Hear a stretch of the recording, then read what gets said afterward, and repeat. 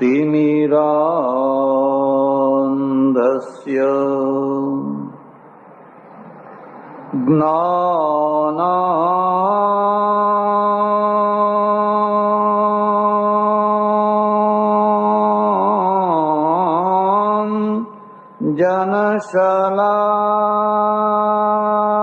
जनशलाकया चक्षुरुन्मीलितं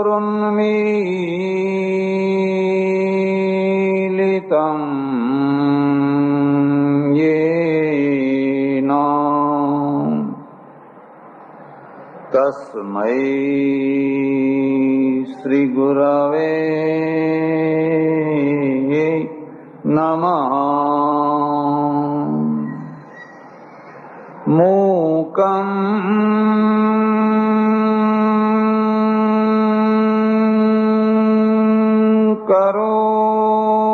करोति वाचालं पंगुं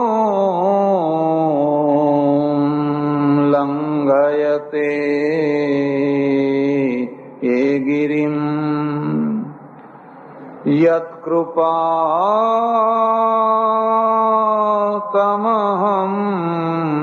वन्दे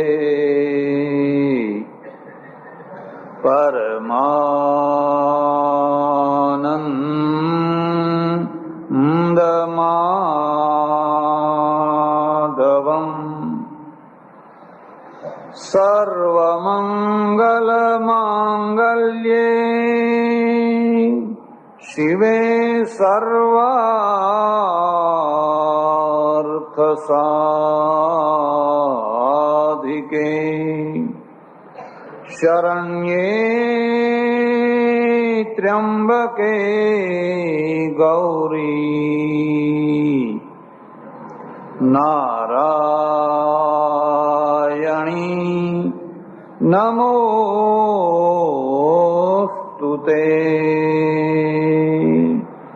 सद्गुरुदेव की नमः। पार्वती पते हर हर महादेव हर। ઉપનિષદની ચર્ચા ચાલી રહી છે. ઘણા માણસોને ઉપનિષદ શબ્દ એકદમ નવો લાગતો હશે. ભાગવતની કથા સાંભળી, રામાયણની સાંભળી, ગીતાની સાંભળી, આ ઉપનિષદ શું છે? ખાસ કરીને ગામડામાં રહેનારા માણસોને ઉપનિષદ શબ્દ એકદમ નવો લાગે અને એમને એમ પણ થાય કે આ તો આપણે નામ સાંભળ્યું જ નથી કદી. તો વાતને જરા સમજજો. આપણા જે શાસ્ત્રો છે એ શાસ્ત્રોમાં સૌથી મૂળ શાસ્ત્ર છે એનું નામ છે વેદ. એનું નામ છે વેદ. વેદમાંથી જે પ્રથમ શાસ્ત્ર લોકો સુધી પહોંચ્યું એનું નામ છે ઉપનિષદ. પછી ઉપનિષદમાંથી કાવ્યો રચાયા, ગીતા રચાઈ, પુરાણો રચાયા, વગેરે વગેરે પાછળના ઘણા ગ્રંથો થયા. પણ ઉત્તરવર્તી ગ્રંથો અને ઉપનિષદ આ બંનેના વચ્ચે ઘણો ભેદ છે. અને કેટલો ભેદ છે એ તો તમે રોજ કથા સાંભળતા હશો એટલે તમને ખ્યાલ આવતો હશે. ઉપનિષદ કાળમાં ધર્મનું કેવું રૂપ હતું અને પૌરાણિક કાળમાં આવતા આવતા એનું રૂપ કેવું બદલાઈ ગયું એ તો તમે રોજ કથાના પ્રસંગમાં સાંભળો છો. ઉપનિષદ સંપ્રદાય નથી, પંથ નથી, કોઈ પ્રકારનો પૂર્વગ્રહ નથી. એનું એકમાત્ર ધ્યેય છે લૌકિક અને પારલૌકિક બંને પ્રકારના જેટલા સત્યો છે એ સત્યો યથાસંભવ લોકો આગળ રાખવા. એ એકાંગી ગ્રંથ નથી કે માત્ર તમને એક પક્ષમાં જ વાત કરે, જીવનના જેટલા પક્ષો છે તમામે તમામ પક્ષોને એ બને ત્યાં સુધી ન્યાય આપવાનો પ્રયત્ન કરે છે. ગઈકાલે જે મંત્રની ચર્ચા થઈ એ મંત્ર તમને યાદ હશે. મંત્રની અંદર આવ્યું, હિરણમયેન પાત્રેણ સત્યસ્યા પીતમ મુખમ તત્વમ પૂષન અપાવૃણો સત્ય ધર્માય દૃષ્ટયે. સોનાના દ્વારા સત્યને ઢાંકી દેવાયું છે. સુવર્ણના પાત્રના દ્વારા સત્યને ઢાંકી દેવાયું છે. અને હું માત્ર સત્યનો શોધનારો છું. એટલે હે પૂષણ, હે સૂર્ય, કૃપા કરો અને પેલા સોનાના પાત્રને દૂર કરો. સોનું ઉપલક્ષણ છે. સોનું એટલે લોભ. સોનું એટલે લોભ. માણસ સત્યને કેમ નથી શોધી શકતો? કારણ કે કોઈને કોઈ પ્રકારનો લોભી છે, કોઈને કોઈ પ્રકારનો લાલચી છે. એ વાત ગઈકાલે કરવામાં આવી. થોડી આગળ વાત કરવાની છે. એના પહેલા આ જ શ્લોકને સમજવા માટે એક મુદ્દાની વાત સમજી લો. આપણે ત્યાં ધર્મને સમજવા, સત્યને સમજવા 4 માધ્યમો બનાવ્યા છે. 4 માધ્યમો. સૌથી પહેલું માધ્યમ શાસ્ત્ર, પછી બીજું માધ્યમ છે એ ઋષિ, આર્ષ પુરુષ એટલે ઋષિ. પછી ત્રીજું માધ્યમ છે યુક્તિ, તમારી પોતાની બુદ્ધિ, તમારી પોતાની સમજણ. અને ચોથું છેલ્લું મહત્વનું જે સાધન છે એનું નામ છે અનુભવ, તમારો પોતાનો અનુભવ. એક પાંચમું તત્વ પણ જોડ્યું છે. પાંચમું તત્વ જોડ્યું છે. એનું મહત્વ છે ખરું અને નથી ખરું. એનું નામ લખવું હોય તો લખી દેજો, તમારી રુચિ. તમારી રુચિ. આ 5 જ્યારે એક લીટીમાં સીધા થાય, 5 જ્યારે મળતા થાય ત્યારે તમે સત્યના શોધક થઈ શકો. ત્યાં સુધી તમે સત્યના શોધક થઈ શકો. સૌથી પહેલા મૂક્યું શાસ્ત્ર. તમે શાસ્ત્રોના પાછળ કઈ વર્ષો વિતાવ્યા છે? તમે શાસ્ત્રોના પાછળ તપ કર્યું છે? અને જો તમે નથી કર્યું તો તમે એટલું યાદ રાખજો કે સત્યને શોધવા માટેની ઘણી વસ્તુ તમે ખોઈ નાખી છે. શાસ્ત્ર શું છે? શાસ્ત્રના 2 રૂપ છે, કુશાસ્ત્ર અને સુશાસ્ત્ર. કુશાસ્ત્ર, તમે શાસ્ત્રના નામે ઊંધી વસ્તુ પકડી લીધી. શાસ્ત્ર કરીને ઉલટી વસ્તુ પકડી લીધી. એનું નામ શાસ્ત્ર નથી. શાસ્ત્રનો અર્થ થાય છે જે તટસ્થ રીતે સત્ય વાતને રજૂ કરતું હોય એનું નામ કહેવાય. વ્યવસ્થા સ્થાપિત કરતું હોય એનું નામ કહેવાય શાસ્ત્ર. સૂર્ય જેમ સૌના માટે સરખો છે, વરસાદ જેમ સૌના માટે સરખો છે, પવન જેમ સૌના માટે સરખો છે, એમ શાસ્ત્ર પણ સૌના માટે સરખું હોય. જો એ સરખું ન હોય તો એને સત્શાસ્ત્ર કહેવાય. જે સત્યનો આગ્રહી માણસ હોય એને કેટલાક વર્ષો શાસ્ત્રના પાછળ લગાવવા જોઈએ. અને શાસ્ત્ર એટલે માત્ર પોતાની પરંપરાનું શાસ્ત્ર નહીં, તમે બીજી પરંપરાના શાસ્ત્રોને પણ જુઓ. અને જે લોકોએ બીજા શાસ્ત્રોને જોયા એ લોકો ઘણા ઉદાર થયા. જેમણે પોતાના શાસ્ત્રો સિવાય બીજા શાસ્ત્રોનો પડછાયો ના લીધો એ સંકુચિત થઈ ગયા. એ કેવા થઈ ગયા? સંકીર્ણ થઈ ગયા. માનો કે તમે હિન્દુ છો, તમે ગીતા વાંચી, તમે રામાયણ વાંચી, તમે ભાગવત સાંભળ્યું, સારું કર્યું. પણ તમે કદી જૈન શાસ્ત્રો વાંચ્યા છે? તમે કદી બૌદ્ધ શાસ્ત્રો વાંચ્યા છે? તમે કદી બાઇબલને વાંચ્યું છે? તમે કદી કુરાનને વાંચ્યું છે? કે આપણે શી જરૂર છે? આપણે એની કઈ જરૂર? તો આ માણસ ચીલા ચાલુ ચાલનારો તો થશે, પણ સત્યનો શોધક થઈ શકશે. બીજી વાત યાદ રાખજો, અનુયાયી છે એ સત્યનો શોધક નથી, પાછળ પાછળ ચાલનારો છે. જે સ્વતંત્ર ચાલી શકે એ સત્યનો શોધક થઈ શકે, જે સ્વતંત્ર ના ચાલી શકે એ સત્યનો શોધક થઈ શકે. તમે તો કોઈના પાછળ થઈ ગયા છો, હવે જ્યાં લઈ જાય ત્યાં જવાનું છે, એટલે તમે અનુયાયી થઈ શકો પણ સત્યના શોધક થઈ શકો. સત્યનો શોધક કોણ થઈ શકે? જેની બારીઓ ખુલ્લી હોય, જેનું મગજ ખુલ્લું હોય, અને જેટલા પ્રેમથી ગીતાને વાંચી શકે, સાંભળી શકે, એટલા જ પ્રેમથી બીજા ધર્મના ગ્રંથોને પણ વાંચી શકે ને સાંભળી શકે. ગાંધીજીએ એટલા માટે સત્યના પ્રયોગો લખ્યા. ગાંધીજીએ પોતાના વિચારો સુધી પહોંચતા પહેલા દુનિયાના બધા મહત્વના ગ્રંથો વાંચ્યા. જેનું વાંચન નથી વિશાળ, એ શું સત્યની શોધ કરવાનો હતો? જેને ઘણા ગ્રંથો નથી વાંચ્યા એ સત્યનો શોધક થઈ શકે. એટલે હું કાશીમાં રહું અને ઘણી વાર ગંગા કિનારે જઈને સાંજે બેસીએ, પાટ ઉપર બેસીએ, આખો દિવસ ત્યાં પંડ્યા બેઠા હોય, અને પંડ્યા બેઠા બેઠા શું કરતા હોય ખબર છે? પેલી એક નાની વાછડી બાંધી હોય, આવડી, સવારથી ભૂખી હોય, દુબળી પાતળી, અને જે આવે એને ગૌદાન કરાવતા હોય. કારણ કે કાશીમાં કોઈ યાત્રી જાય તો એને ગૌદાન કરવું પડે.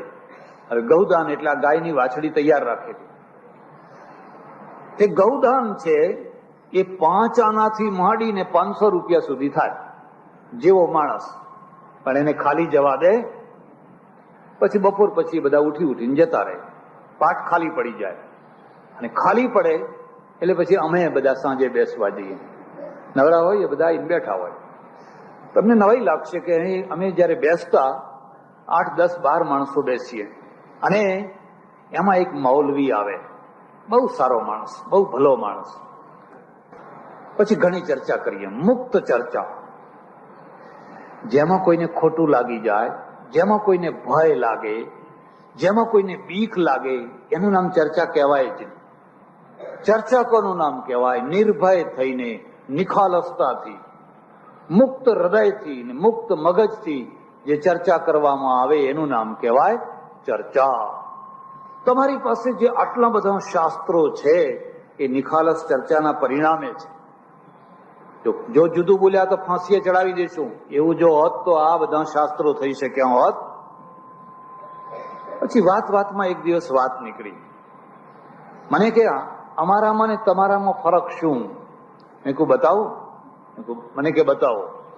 મેં કહું મારી સભામાં ચાલો, 10,000 માણસો બેઠા હોય એવી સભામાં ચાલો, તમારા દેખતા હું મારા શ્રોતાઓને કહીશ, ગીતા મહાન છે, વેદ મહાન છે, પણ કુરાન પણ મહાન છે.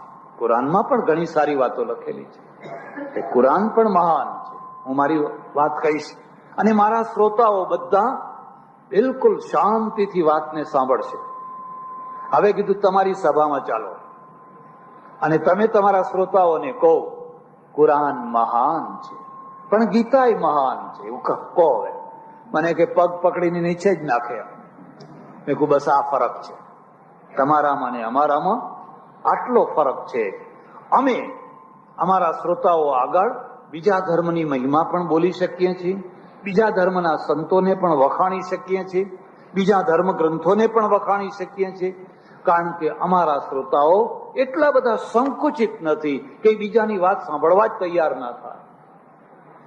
અને એટલા માટે 1000 દોષો હોવા છતાં પણ આ પ્રજા આજે પણ ટકી છે.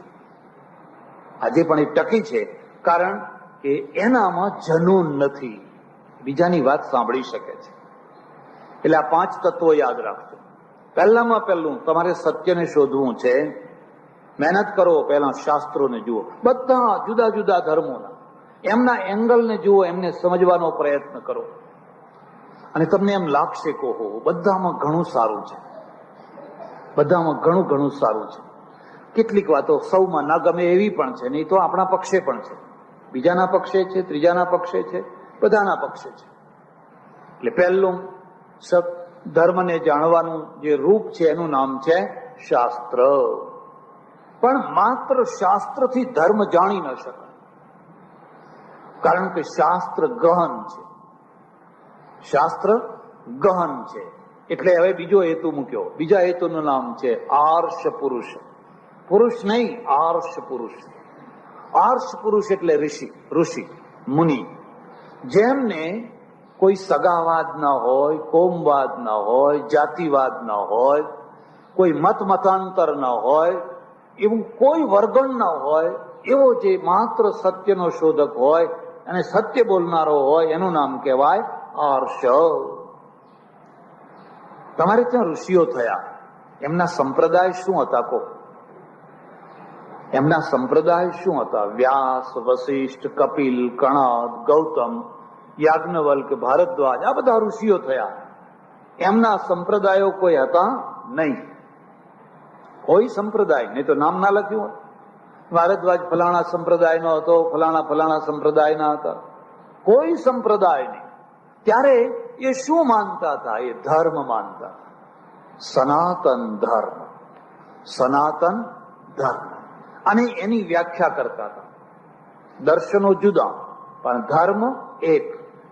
દર્શનો એટલે ફિલોસોફી માન્યતાઓ જુદી પણ ધર્મ એક. સંધ્યા એક, વંદન એક, જીવન પદ્ધતિ એક, લગ્ન વ્યવસ્થા એક, કુટુંબ વ્યવસ્થા એક, મરણ વ્યવસ્થા એક, એમાં કોઈ ભેદ. એટલે આ આર્ષ પુરુષ થયા. ઋષિ શું કે છે આ બાબત? અને ઋષિનું ઉપલક્ષણ કરો મહાપુરુષ. અને મહાપુરુષ છે ને એને ઠેઠ ગાંધીજી સુધી લઈ આવો. ગાંધીજી મહાપુરુષ ખરા કે નહીં? તુકારામ મહાપુરુષ ખરા કે નહીં? રોહિદાસ મહાપુરુષ ખરા કે નહીં?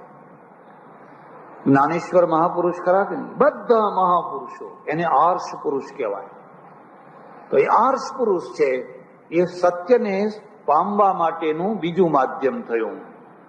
હવે ત્રીજું માધ્યમ કે છે, માનો કે તમારી પાસે શાસ્ત્રનું જ્ઞાન છે, તમારી પાસે ઋષિઓનું જ્ઞાન છે, પણ તમારું મગજ ડલ છે. તમારી પાસે યુક્તિ નથી. યુક્તિ નથી એટલે શું? કે તમે તમારી મેળે તમારી જાતે કોઈ વસ્તુને સમજી નથી શકતા. કોઈ આવીને કહ્યું દૂધનો રંગ કાળો હોય, સતબચન મહારાજ, જો ભાગવતમાં લખ્યું છે. હા મહારાજ.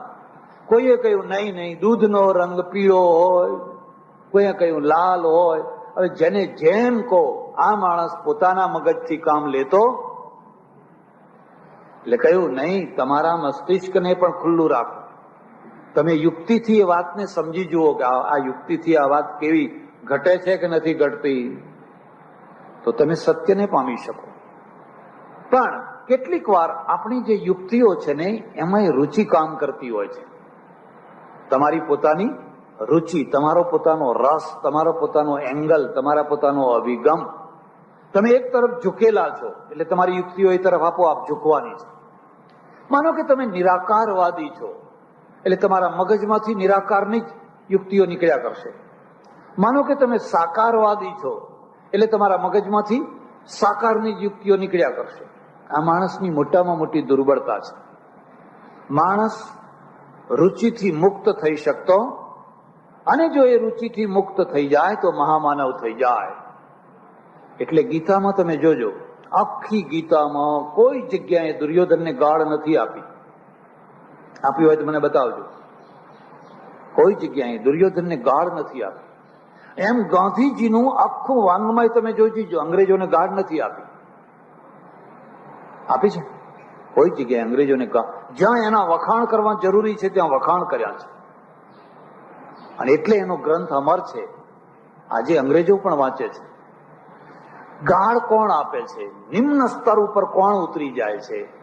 જે લોકોની પાસે તીવ્ર પક્ષપાત હોય છે. એ સાંપ્રદાયિક કે ફલાણો કે તીવ્ર પક્ષપાત હોય, એ કદી પણ ભદ્ર ભાષા રાખી શકતા હોતા. ભાષા છે ને એ જ એમનો દુશ્મન છે, કારણ કે ચિરંજીવી બની શકતી હોતી.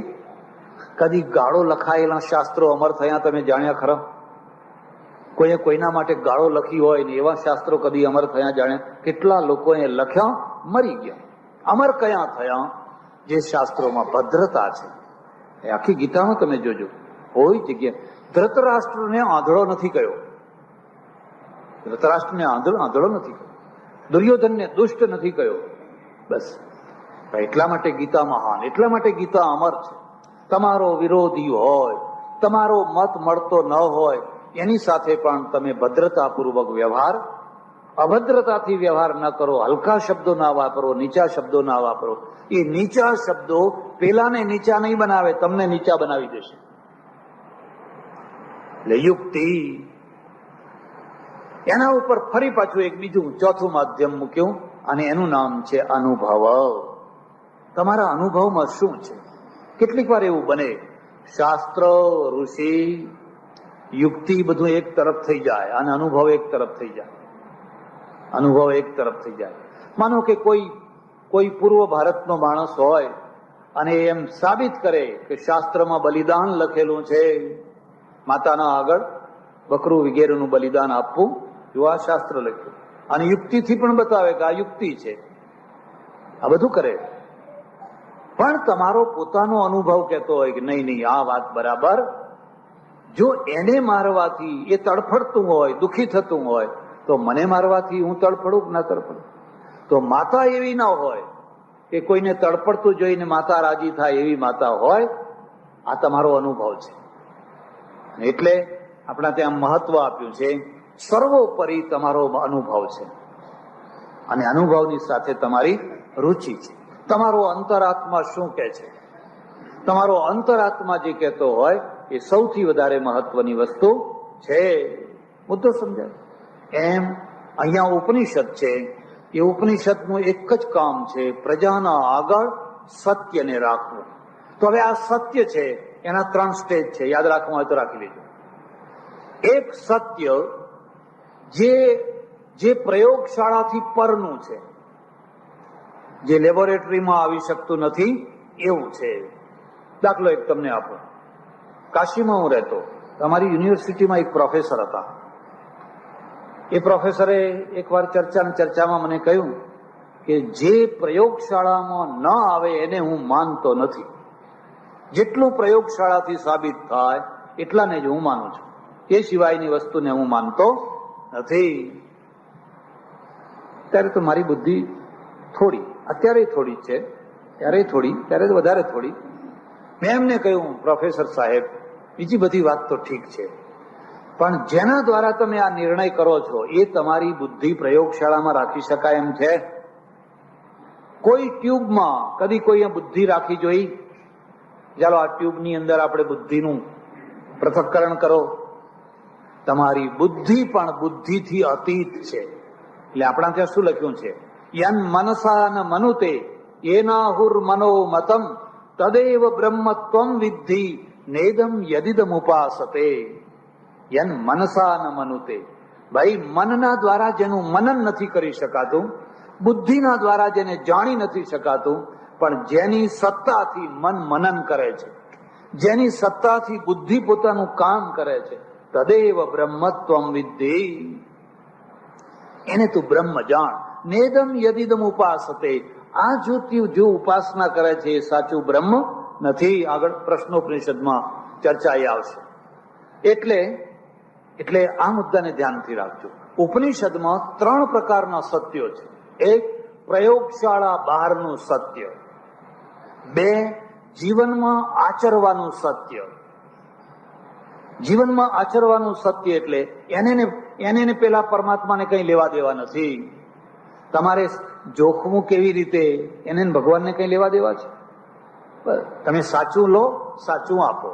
હવે લેવાના બટકડા જુદા અને આપવાના જુદા. તો એ અસત્ય છે ને. કયું અસત્ય છે? એ વ્યવહારનું અસત્ય છે.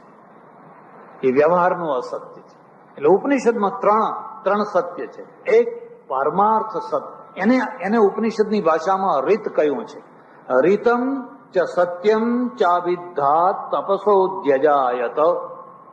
પરમેશ્વરે 2 સત્યો ઉત્પન્ન કર્યા, રીત અને સત્ય. રીત એટલે શું? પ્રયોગશાળાની પર રહેલું સત્ય. પ્રયોગશાળાની પર રહેલું સત્ય એટલે શું?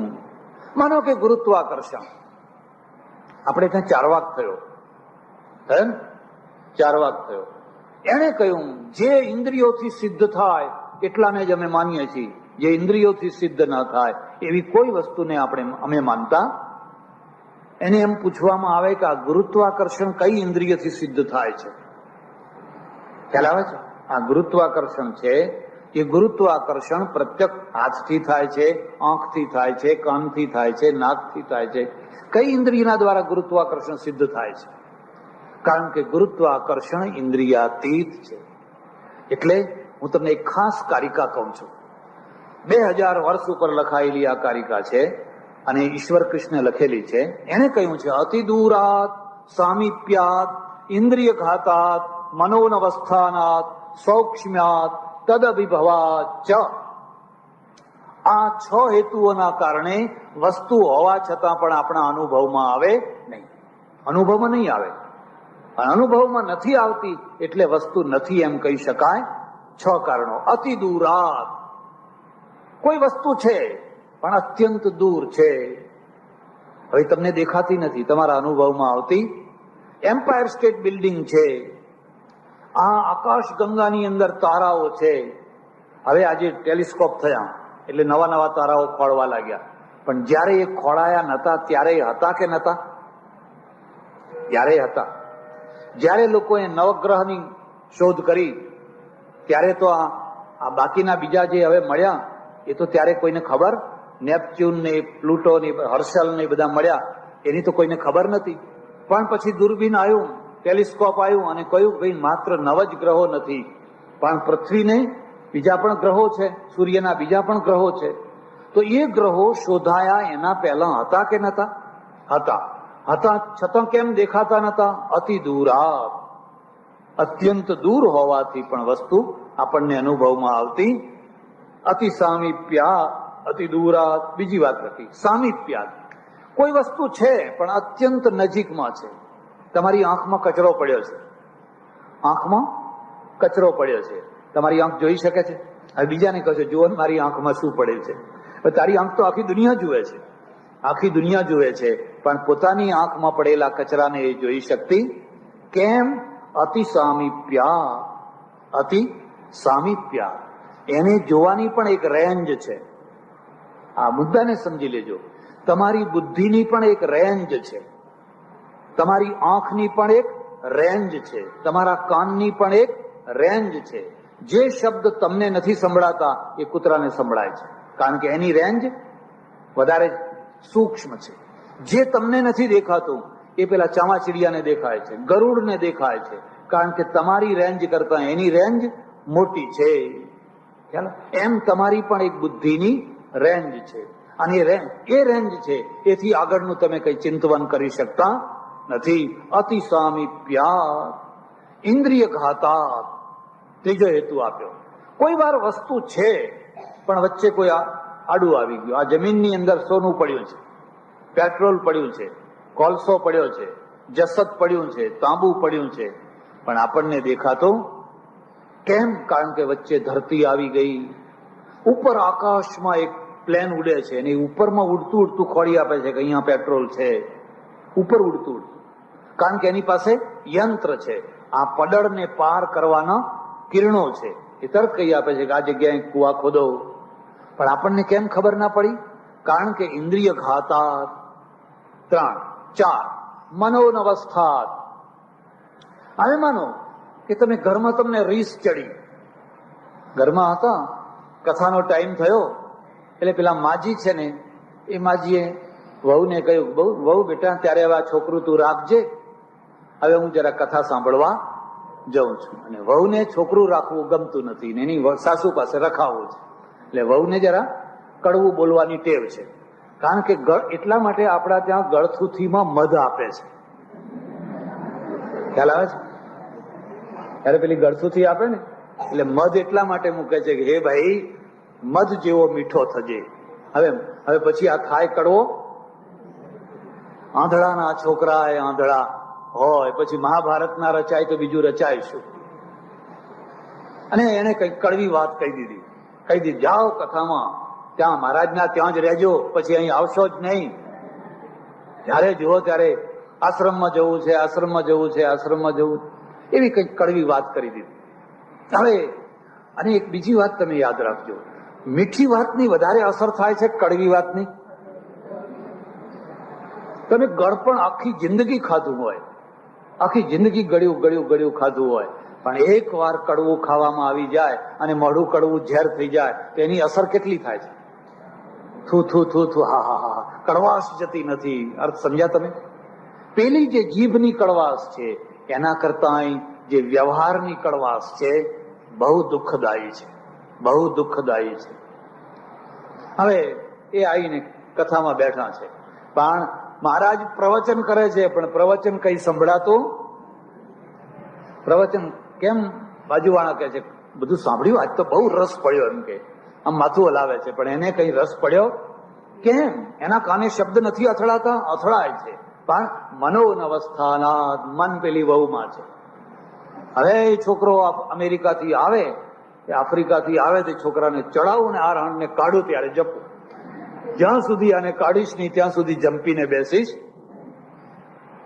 શું થયું છે? મનોન અવસ્થાના. એટલે પેલો કારિકા વાળો કહે છે જ્યારે તમારે કોઈ વસ્તુને સાબિત કરવી હોય તો પહેલા મન ઠેકાણે હોવું જોઈએ. સૌક્ષ્મ્યા, પાંચમો હેતુ. વસ્તુ છે પણ સૂક્ષ્મ છે. તમારા રૂમની અંદર કોલેરાના જંતુઓ છે, દેખાય છે તમને? તમારા રૂમની અંદર મેલેરિયાના જંતુ છે, તમારા રૂમની અંદર બીજા ઘણી જાતની બધી ઘણી વસ્તુઓ છે. અહીંથી બધા વાયરલેસ પાર થઈ રહ્યા છે, રેડિયોના તરંગો પાર થઈ રહ્યા છે, દેખાય છે? નથી દેખાતા એટલે નથી. કેમ નથી દેખાતા? સૌક્ષ્મ્યા. કોઈ વસ્તુ અત્યંત સૂક્ષ્મ છે એટલે આપણને એનો અનુભવ થતો, પણ રેડિયો મૂકો તો હમણાં પકડાઈ જશે, વાયરલેસ પકડાઈ જશે. એટલે વસ્તુ છે, નથી એમ. તદભિભવાચ, છઠ્ઠો હેતુ આપ્યો. કેટલીક વાર વસ્તુ હોય પણ પ્રબળ વસ્તુના આગળ એ દુર્બળ થઈને ઢંકાઈ જતી હોય. દાખલા તરીકે દિવસે તારા હોય છે કે નથી હોતા? દિવસે પણ તારા હોય છે, એટલે ઘણા લોકોને દિવસે પણ દેખાતા હોય છે. એ ધોળા દિવસે તારા બતાયા મને, એનો અર્થ સમજ્યા તમે? દિવસે પણ તારા છે. જયારે ગ્રહણ, સૂર્યનું ગ્રહણ લાગે અને સૂર્ય ઢંકાઈ જાય, તારા દેખાવા લાગે. પણ એ દેખાતા કેમ નથી? સૂર્યના પ્રકાશ. સૂર્યનો એટલો પ્રચંડ પ્રકાશ છે કે એ પ્રકાશમાં તમને તારા દેખાતા. હવે નથી દેખાતા એટલે તારા નથી એમ? તારા છે, પણ તદભિભવાચ. આ છ હેતુઓ, છ થી બીજા પણ લઈ લેવાના. આ છ હેતુઓના કારણે વસ્તુ હોવા છતાં પણ તમે એનો અનુભવ કરી શકો. એટલે માત્ર ન જોવાના કારણે, ન અનુભવ કરવાના કારણે તમે કોઈના માટે એકદમ જલ્દીથી સાહસ કરીને નકાર કરી મૂકો તો એ બરાબર વાત. એટલે કે છે હિરણમયેન પાત્રેણ સત્યસ્યાપિ હિતમ મુખમ. અહીંયા પેલા સૂર્યમાં જેમ તારા ઢંકાઈ ગયા છે એમ સત્ય કેમ ઢંકાઈ ગયું છે? સોનાના પાત્રમાં. હિરણમયેન પાત્રેણ, સોનાના પાત્રમાં. અને સોનાના પાત્રનો એટલો ચળકાટ છે એ આંખને જ આંજી નથી દેતો, એ મનને આંજી દે છે, એ મનને પણ આંજી દે છે. હવે સત્ય રહ્યું એક તરફ અને આ સોનું રહ્યું એક તરફ. તમારું ખેંચાણ પેલા સત્ય તરફ થશે કે સોના તરફ થશે? આખી દુનિયા સોના તરફ. એટલે એમ કહેવાય છે ભગવાન લક્ષ્મી ને નારાયણ બે આમ નીકળ્યા વિમાનમાં. કોઈ વાર પરિચર્યા કરવા નીકળે ને, ભ્રમણ કરવા નીકળે ને, નીકળતા નીકળતા નીકળતા દંતાલી, દાવલપુરા, પેટલાદ એવા બધા ગામો જોયા અને બધી મંડળીઓ જામેલી રમઝટ કરે. સાની? ભજનની રમઝટ, હોરી હોરી કરી કરી, લાંબા હાથ કરી કરી અને કઈ આમ ડોલી ડોલીને કઈ ઘૂઘરા વગાડે, કઈ ઘૂઘરા વગાડે. બોલે શું બોલે ખબર છે? શ્રીમન નારાયણ નારાયણ નારાયણ, સ્વામી નારાયણ નારાયણ નારાયણ. એક નિયમ છે, તમારા ગુણગાન થતા હોય તો તમને આનંદ આવે કે ના આવે? ખુશામત તો ખુદાને વાલી છે. એટલે પેલા નારાયણ ખુશ ખુશ થઈ ગયા. એટલે લક્ષ્મીને કહે જો જો સાંભળ, જો ચારે ખંડમાં, નવ ખંડમાં મારું નામ લેવાય છે, તું જો એમ. લક્ષ્મીએ મોઢું બગાડ્યું. હંમેશા એક નિયમ હોય છે, એક નિયમ હોય છે, તમે નજીકનો માણસ હોય ને એને તમારા સદગુણોનું પ્રદર્શન ન કરો, એને એની મેળે જોવા દો. અને તમે જાતે જો બતાવશો ને તો એને એલર્જી થશે. નીતિ પણ કહે છે, તમારું દાન, તમારું સૌંદર્ય, તમારા સદગુણો, આ બધાના તમે પોતે પ્રદર્શક ના બનો. તમે પોતે પ્રદર્શક ના બનો. તમે પોતે પ્રદર્શક નહીં બનો ને તો એ દેખાવાનું જ છે. તમારું દાન છાનું રહેવાનું છે, તમારું રૂપ છે એ છાનું રહેવાનું છે, તમારા સદગુણો છે એ છાના રહેવાના છે. હવે તમે બોલ બોલ બોલ બોલ, હું બહુ રૂપાળો, હું બહુ રૂપાળો, હું બહુ રૂપાળો, એટલે પછી લોકો જે સાંભળનારા હોય ને એમને ઊંધું થાય. હવે જોયો મોટો રૂપાળો, એમ રૂપાળા તો બગલાય હોય, આવું ક્યાંક ના કે પછી એને બોલતા આવડે કે ના આવડે? રૂપાળા તો બગલાય હોય. લો આવી ગઈ, વાત પૂરી થઈ ગઈ. એટલે અને એક બીજી વાત યાદ રાખજો, સંત કોણ થઈ શકે? જેનામાં શક્તિ હોય. તો રાજા કેમ ના થઈ શકે?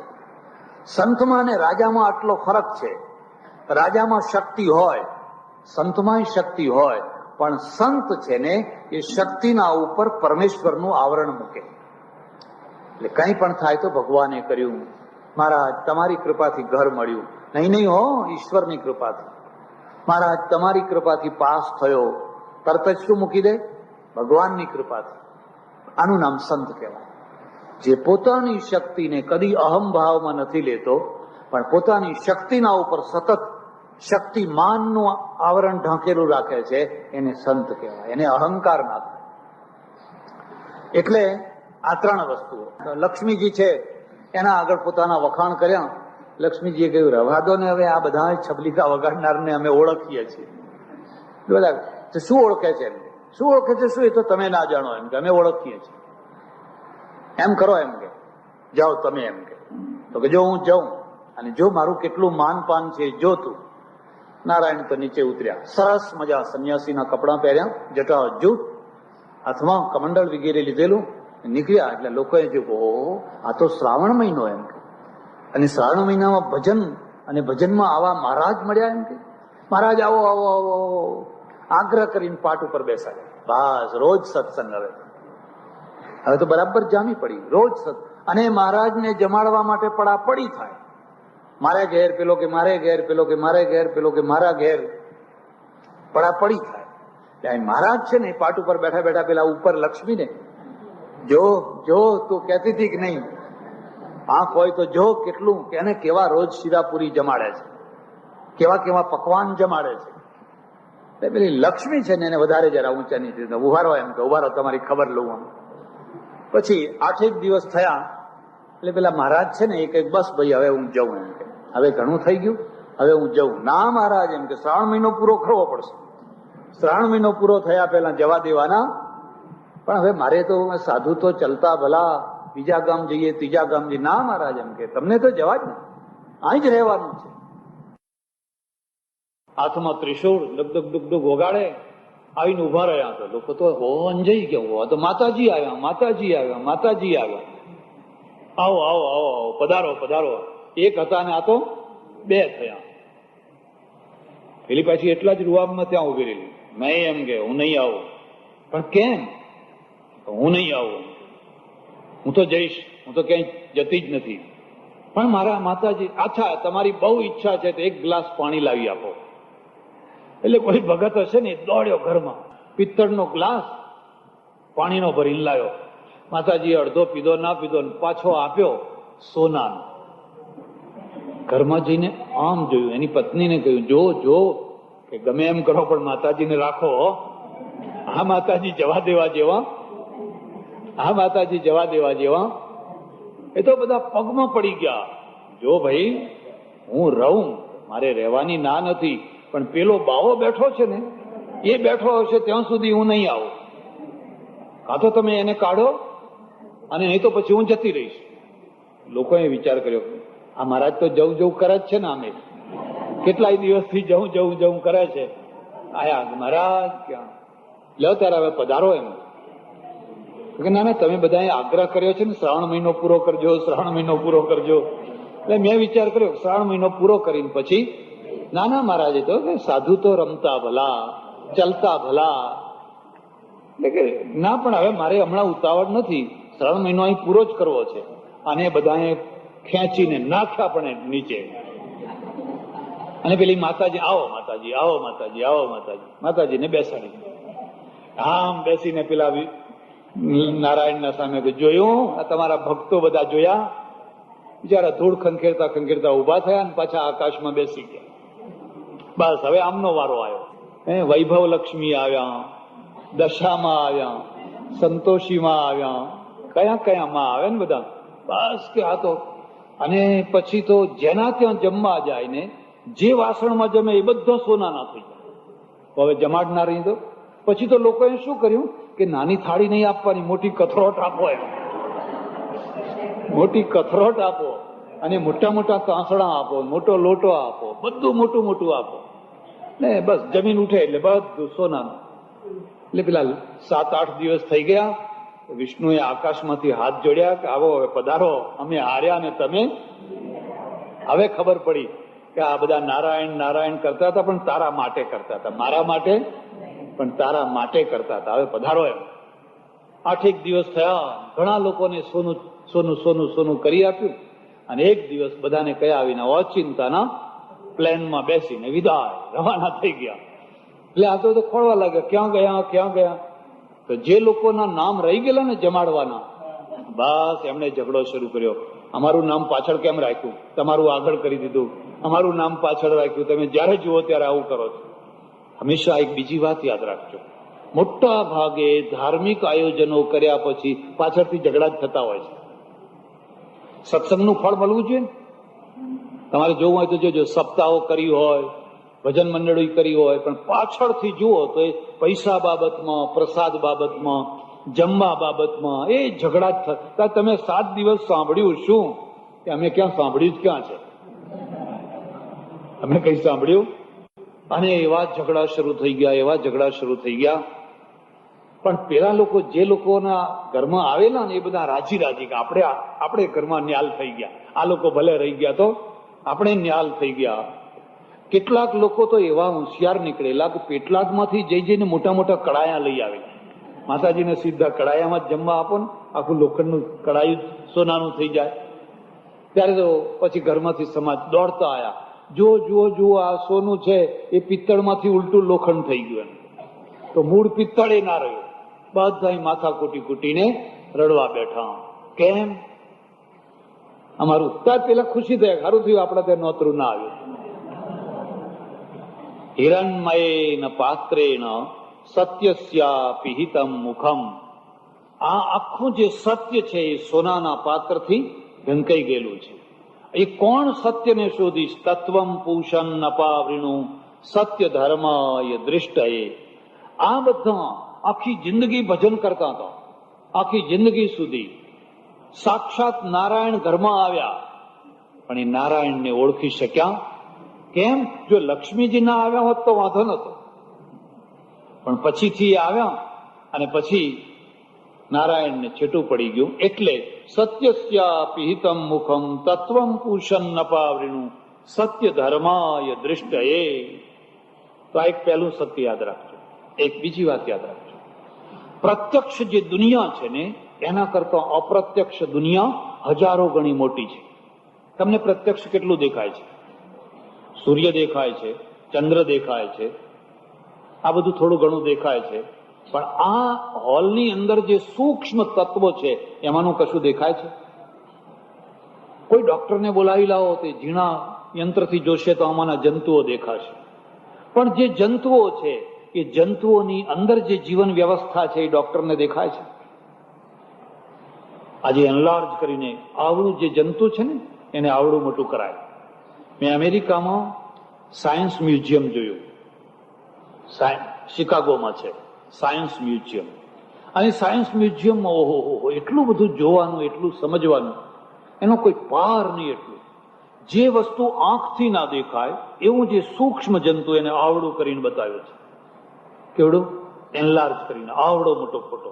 હવે એવડું મોટું જયારે બતાવે છે ત્યારે એમાં એક કે એક પાર્ટ દેખાય છે. જેમ તમારા શરીરના હાડકાં છે, પાંસડા છે, આંતરડા છે, મગજ છે, ફલાણું છે, ફલાણું છે, ફલાણું છે. આવડા જંતુની અંદર આટલું મોટું બનાવી અને એના પાર્ટ બતાવે છે. જો આમાં એક જીવન વ્યવસ્થા છે. હવે એ જીવન વ્યવસ્થા છે એની આપણને ખબર છે. એ જીવન વ્યવસ્થા કોણે બનાવી, ક્યાંથી બની, કેવી રીતે બની? અચિંતાની થઈ ગઈ, અકસ્માત થઈ ગઈ. એનું આયુષ્ય કોણે બનાવ્યું? આ મચ્છરને તમે 100 વર્ષ જીવાડવા માંગો તો જીવી શકે ખરો? કોણે લિમિટ બાંધી દીધી? મચ્છરના ઉપર લિમિટ કોણે બાંધી દીધી? કે 5 દિવસ જીવે કે 3 દિવસ જીવે કે 10 દિવસ જીવે, પછી એ લાંબુ જીવી શકે? આ કૂતરું છે 12 વર્ષ જીવે, 7 વર્ષ જીવે, 8 વર્ષ જીવે, વધારે જીવી શકે ખરું? કોણે લિમિટ બાંધી દીધી? એક નિયમ છે, યુવાવસ્થામાં આવતા જેટલો ટાઈમ લાગે એનાથી 4 ગણો માણસ જીવે. ખ્યાલ આવે છે? એનાથી 4 ગણો. યુવાવસ્થામાં પહોંચતા તમને કેટલો ટાઈમ લાગે? માણસને યુવાવસ્થામાં પહોંચતા 18-20 વર્ષ લાગે, એટલે 20 ચોકોને 80 વર્ષની આસપાસ જીવી શકે. કૂતરું તો 1.5 વર્ષે યુવાન થઈ જાય છે. થઈ જાય કે નથી થઈ જાય? એક ઉંદરડી છે ને, એક ઉંદરડી 1 વર્ષમાં 250 બચ્ચા મૂકે, એના વંશ પરંપરાના. એટલે હું ઉંદરડીની વાત કરું છું. કેટલા? 1 વર્ષમાં 250 બચ્ચા મૂકે. કારણ કે એનું બચ્ચું થયું, બસ તરત જ બીજા મહિને તો એ પાછા બચ્ચા દેતું થઈ ગયું. એને બચ્ચા દેવા માટે 1 મહિનાનું આયુષ્ય જોઈએ. 1 મહિનામાં તે યુવાવસ્થામાં પહોંચી ગયું. હવે એ ઉંદરડું જીવશે તો કેટલું જીવશે? 100 વર્ષ જીવી શકે ખરું? કોણે આ લિમિટ બાંધી દીધી? નાગ વધારે જીવી શકે. ઝાડમાં તમે જોજો, રાયણ વધારે જીવી શકે. 100 વર્ષ, 150 વર્ષ જીવે કે ના જીવે? હમણો જીવે? આ જે ગુલમોર છે બહુ જલ્દીથી વધી જાય, અને બહુ જલ્દીથી વધી જાય એટલે 10-12 વર્ષે તો પછી સુકાઈ જાય. આ વ્યવસ્થા કોણે કરી? આ લિમિટ કોણે બાંધી? તમારે શું કરવાનું છે? આ જે પ્રત્યક્ષ જગત છે એના સાથે જે અપ્રત્યક્ષ જગત છે એમાં ડૂબકી લગાવવાની છે. અને એમાં ડૂબકી લગાવ્યા પછી ઓહો અનંત અનંત અનંત અનંત. 11મો અધ્યાય. અર્જુનને જયારે કૃષ્ણે વિશ્વરૂપ દર્શન બતાવ્યું, વિશ્વરૂપ દર્શન, વિષ્ણુ રૂપ દર્શન નહીં, વિશ્વરૂપ જો તું આ પેલા વિશ્વને જો. અને ત્યારે કે છે ઓહો તારો કોઈ અંત નથી, નાદિર ન મધ્યો, નથી તારો અંત કે નથી મધ્ય, હું આમાં કઈ છેડો પામી શકતો. તું જેવો છે એવો છે. મને તેનૈવ રૂપેણ ચતુર્ભુજેન સહસ્રબાહો ભવ વિશ્વમૂર્તે. એટલે ઉપનિષદ છે એ કયું સત્ય તમને બતાવે છે? જે સત્ય પ્રયોગશાળાથી પરનું છે એ, જે અપ્રત્યક્ષ જગતનું છે એ.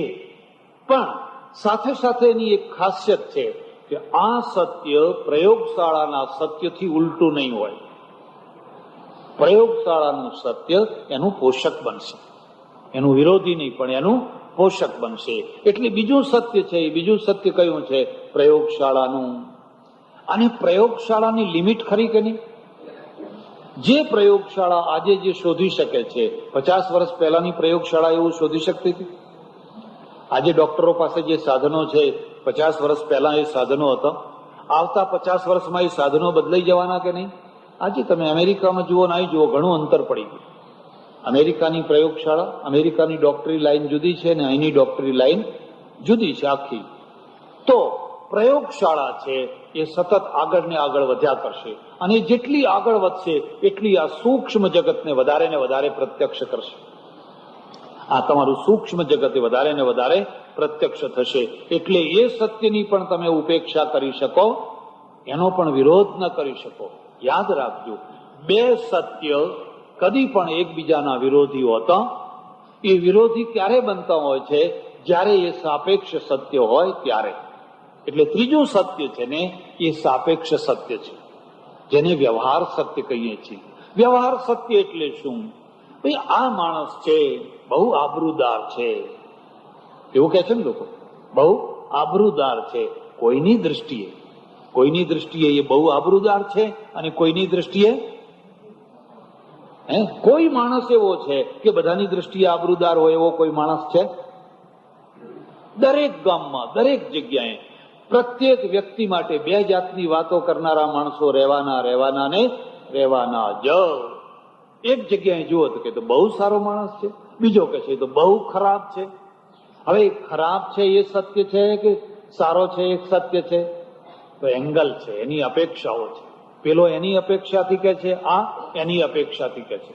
એટલે હું તમને એક વ્યવહારિક વાત કહું છું. જે માણસની જ્યાં પ્રતિષ્ઠા હોય, યાદ રાખજો, જે માણસની જ્યાં પ્રતિષ્ઠા હોય ત્યાં કદી એને હલકો ના કરશો.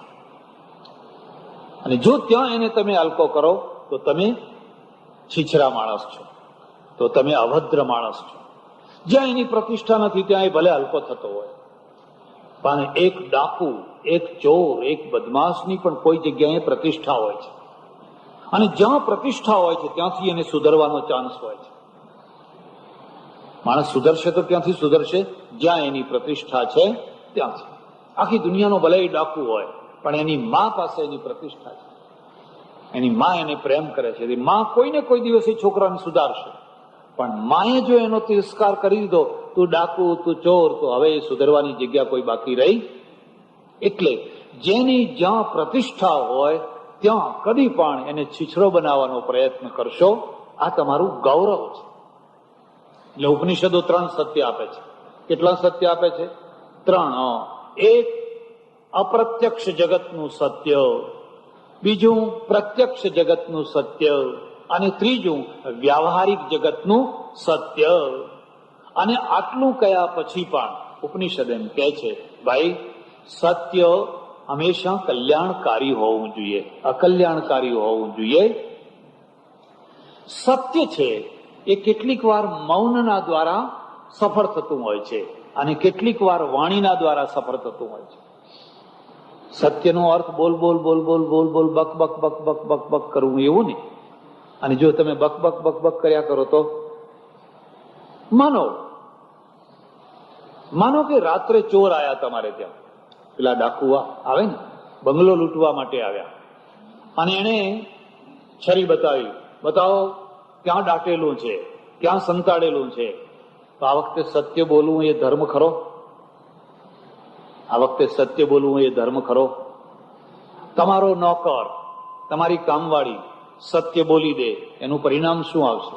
ચાલો ક્યાં પૈસો સંતાડ્યો એ વાત તો જવા દો, પણ ઘરનો શેઠ છે ને એ કોઈ જગ્યાએ સંતાઈ ગયો છે, અને પેલી નોકરાણીને પૂછે કે બીજા કોઈને પૂછે, બોલો શેઠ ક્યાં સંતાયો છે બતાવો, અને શેઠને બતાવે તો ગોળી મારવાની છે.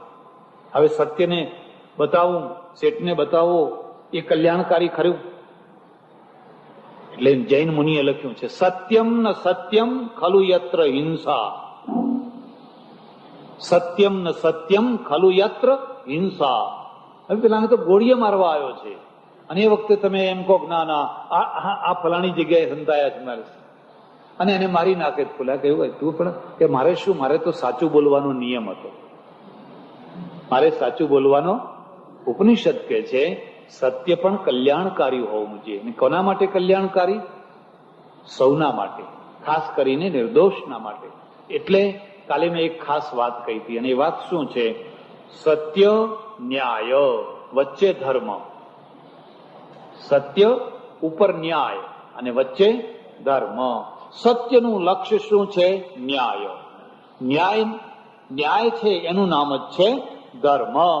હવે જ્યાં અન્યાય જ થતો હોય ત્યાં તમે જો સત્ય બોલવા જાઓ તો તમે અન્યાયના ટેકેદાર થઈ જાઓ, અન્યાયના ટેકેદાર થઈ જાઓ. લુચ્ચા લફંગા ખોટા માણસો આયા હોય, એક અબળાની પાછળ પડ્યા હોય, એના ઉપર બળાત્કાર કરવા માટે પાછળ પડ્યા હોય, અને એ બિચારી કોઈ જગ્યાએ સંતાઈ ગઈ હોય અને તમને પૂછે બોલો પેલી સ્ત્રી ક્યાં સંતાઈ છે, તો બતાવાય ખરું?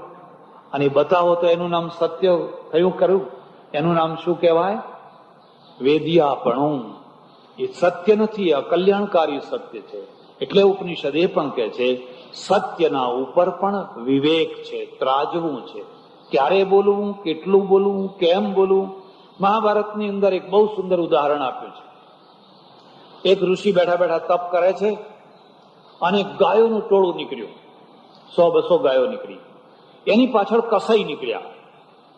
ગાયોના પાછળ ગાયો આગળ નીકળી ગઈ, પછી કસાઈ નીકળ્યા. હવે આગળ 2 રસ્તા છે, આ રસ્તો ને આ રસ્તો. ઋષિને દેખાય છે ગાયો આ રસ્તે ગઈ છે. પેલા કસાઈ આવીને પૂછે કે એ મહારાજ, ગાયોને જોઈ? હા જોઈ. કયા રસ્તે ગઈ? તો જે રસ્તે ગઈ એ રસ્તો બતાવો, પેલો રસ્તો બતાવો. જો જે રસ્તે ગાયો ગઈ એ રસ્તો બતાવવામાં આવે તો આ કલ્યાણકારી. તો મૌન રહે તો બોલવું જ નહીં. મૌન રહે તો પેલા પાછા મારઝૂડ કરે, બતાવો બતાવો. એટલે એમણે કહી દીધું પેલા રસ્તે. એનું પરિણામ શું આવ્યું? મેં મારા સત્યના વ્રતનો ભંગ કર્યો, હું પ્રાયશ્ચિત કરી લઈશ. પણ ગાયો તો બચી ગઈ, અબળા તો બચી ગઈ, નિર્દોષ માણસો તો બચી ગયા. નિર્દોષ માણસોને બચાવવા એ મુખ્ય લક્ષ્ય છે. પોતાનું સત્ય ખંડિત થતું હોય તો એકાદ વાર થોડુંક એનું પ્રાયશ્ચિત કરી લઈશું. પણ વેદિયા સત્ય બોલવાનું એટલે અહીંયા ઉપનિષદ કહે છે હિરણમયેન પાત્રેણ સત્યસ્યા પિહિતમ મુખમ. તમે બધા ઈશ્વર ઈશ્વર ઈશ્વર ઈશ્વર ઈશ્વર કરો છો, આત્મા આત્મા આત્મા, પરમાત્મા પરમાત્મા પરમાત્મા કરો છો. પણ તમે કદી એ સત્યને શોધવા માટે પ્રયત્ન કર્યો? કોઈનું સાંભળેલું, કોઈનું બોલેલું, કોઈનું વાંચેલું, કોઈનું ગોખી મારેલું, એકાદ ભજન સાંભળી આવ્યા, કંઈક થયેલું, એ બધું જે પોપટની માફક રટી કાઢેલું છે એનું નામ સત્ય છે? ના, એનું નામ સત્ય. જો એનું નામ સત્ય હોત તો 50 વર્ષથી, 60 વર્ષથી, 70 વર્ષથી તમે ઈશ્વરના પાછળ ભટકતા રહ્યા, એ ભટકતા થયા હોત. અહીં દોડે છે, અહીં દોડે છે, અહીં દોડે છે, અહીં દોડે છે, દોડ દોડ દોડ દોડ કરે છે, ચોખા ચોખા નાક નાક કરે છે, પણ કોઈ જગ્યાએ ભગવાન મળતો દેખાતો નથી. કેમ? કારણ કે સત્યને શોધવાની યોગ્યતા જ નથી. સત્યને શોધવા માટે પલાઠી વાળીને બેસવાની જરૂર. આ વાત યાદ રાખી લેજો. ભટકનારને સત્ય મળતું બેસના. અને એટલે પશ્ચિમના એક બહુ મોટા દાર્શનિકે લખ્યું છે, સત્ય રોડ ઉપર પડ્યું છે, સત્ય રસ્તા ઉપર પડ્યું છે, તમારા પગના અંગૂઠા આગળ પડ્યું છે. પણ એ રોડ ઉપર પડ્યું છે, પગના અંગૂઠા આગળ પડ્યું છે, એટલે તમે એને ઠોકરો મારો છો. એટલે તમે એને ઠોકરો મારો છો. અને તમે હિમાલયમાં, પહાડોમાં, શિખરોમાં, વનમાં, જંગલમાં ભટકવા નીકળ્યા છો સત્યને શોધવા માટે. કારણ કે તમને નજીકની વસ્તુની કિંમત થતી. તમારે જોવું હોય તો જોજો, જ્યાં શિખર ઉપર મંદિર હોય ને, પાવાગઢ, પાલીતાણા વગેરે વગેરે, ત્યાં નીચે મંદિર હોય. નીચે મંદિરમાં કોઈ દર્શન કરવા ના જાય, શિખર ઉપર જાય. કોઈ પણ જગ્યાએ તમે જોજો. હવે નીચે મંદિર છે, નીચે ભગવાન છે, દર્શન કરો ને. આ 10,000 પગથિયા ગિરનારના શું કામ ચડો છો? પણ નીચે તમારે જોજો, નીચેના મંદિર વાળાને વધારે પૈસા આવે કે ઉપર વાળાને વધારે આવે? ઉપર વાળાને. તો હવે નીચે ને ઉપર બે ભગવાન જુદા છે? તો નીચે ઓછો છે ને ઉપર વધારે છે? નહીં. માણસને એક ટેવ છે, અને એ ટેવ શું છે? એને સરળતાથી, સહજતાથી જે મળે એ એને સ્વીકાર્ય થતું, એને સ્વીકાર્ય નથી થતું. એને કષ્ટ આપો, એને રખડાવો, એને ભટકાવો, એને જરા લેફ્ટ રાઈટ કરાવો, પછી કંઈક આપો તો એ કંઈક આવો વસ્તુ કંઈક મળી ખરી એમ. ત્યારે એમ કઈ રસ્તામાં પડી છે? નહીં. પેલો પશ્ચિમનો મોટો દાર્શનિક કહે છે સત્ય તો રોડ ઉપર પડ્યું છે. અને રોડ ઉપરનું સત્ય કોને મળે છે? એ સહજ જીવન જીવતા હોય છે, સંસારી માણસો, યોગીઓને નહીં. એ તો ભટકતા માણસો છે. એ તો રખડતા, ખેચરી કાપો, ખેચરી મુદ્રા કરો ને, ફલાણું કરો ને, આ કરો ને, તે કરો ને, આમ કરો ને, તેમ કરો ને, શરીર બરબાદ કરી નાખો. જો પેલો રસ્તા ઉપર જે સત્ય પડેલું છે, એ સત્ય કોને મળે છે? જે સામાન્ય સહજ માણસ. અમારે દંતાલીમાં હમણાં થોડા દિવસ ઉપર એક સજ્જન ગુજરી ગયા, ખરું ને? ચતુરભાઈ, મથુરભાઈ, મારી બાજુનું જ ખેતર એમનું. મેં એમનું પહેલાનું રૂપ જોયેલું. કોઈ વાળને જો કોઈ અડી જાય ને તો ટન ટનની જોખે, મણમણની નહીં હો, શબ્દકોશમાં ના હોય એવી. અને છેલ્લા કેટલાય વર્ષથી, 5-1 વર્ષથી હું જોઉં તો આખું ચેન્જ થઈ ગયું, બદલાઈ ગયું બિલકુલ. હો મારા રામ, હો મારા રામ, હો મારા રામ. આખો દિવસ કરે કે નહીં? આખો દિવસ. અને જે મળે એ બધાને ઉઠી ઉઠીને નમી નમીને નમસ્કાર કરે, નમી નમીને. કૂતરું મળે તો કૂતરાને હો મારા રામ, હો મારા રામ. અને છડી બોલે. વિચાર થયો કે આ માણસ આટલો બદલાઈ કેમ ગયો? ઘરે ઘરે ફરીને, કોઈનું ઘર બંધ હોય તો બહારથી નમસ્કાર કરે. કાલ પરણીને કોઈ બૈરું આવ્યું હોય ને, કાલ નવું નવું, તો એને પાછું આમ નમી નમી પગે લાગે બધાને. કેટલો અહમ શૂન્ય બન્યો હોય ત્યાં તમે પગે તો લાગી જુઓ.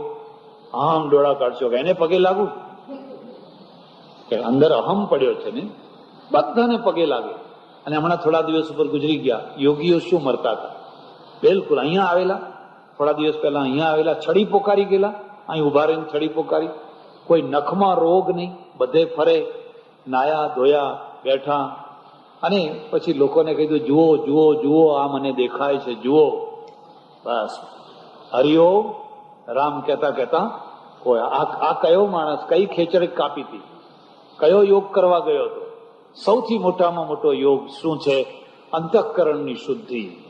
અંતઃકરણની શુદ્ધિ, એનું શુદ્ધ થઈ ગયું. કોઈના સાથે હવે મારે રાગ નહીં, દ્વેષ નહીં, કોઈ દુશ્મન નહીં, કોઈના સાથે ઝઘડો નહીં. જે મળે એને બધાને પહેલા પગે લાગવાનું, પહેલા નમસ્કાર કરવાનો. એટલે અહીંયા ઉપનિષદ પણ એમ કે છે તમને હું સહજ જીવન તરફ લઈ જઈશ. મારે તમને કોઈ અલૌકિક અદ્વિતીય એવું પ્રદર્શન કરવા માટેનું જીવન આપવું નથી. તો આ 3 સત્યો યાદ રાખજો. પહેલું, જે પ્રત્યક્ષ નથી એ પ્રત્યક્ષ કરાવનારું સત્ય, જે પ્રયોગશાળામાંથી સાબિત થાય છે એનો સરવાળો કરવાનું સત્ય, અને ત્રીજું જે વ્યવહાર સત્ય, જેમાં જે વ્યવહારથી જે સત્યથી તમારું કલ્યાણ થાય એ. અને આ 3 સત્યોને જાણવા હોય તો હિરણમયેન પાત્રેણ, આગળ એક મંત્ર છે, પૂષન એકર્ષે સૂર્ય યમ પ્રાજાપત્ય વ્યુહ રશ્મિન સમૂહ તેજો યત્તે કલ્યાણતમમ રૂપમ યોસાવસૌ પુરુષ સોહમસ્મિ. બસ ઓમ પૂર્ણમદ પૂર્ણમિદમ પૂર્ણાત પૂર્ણમુદચ્યતે પૂર્ણસ્ય પૂર્ણમાદાય પૂર્ણમેવાવશિષ્યતે. ઓમ શાંતિ શાંતિ શાંતિ. સદ્ગુરુ નમઃ પાર્વતી પતે.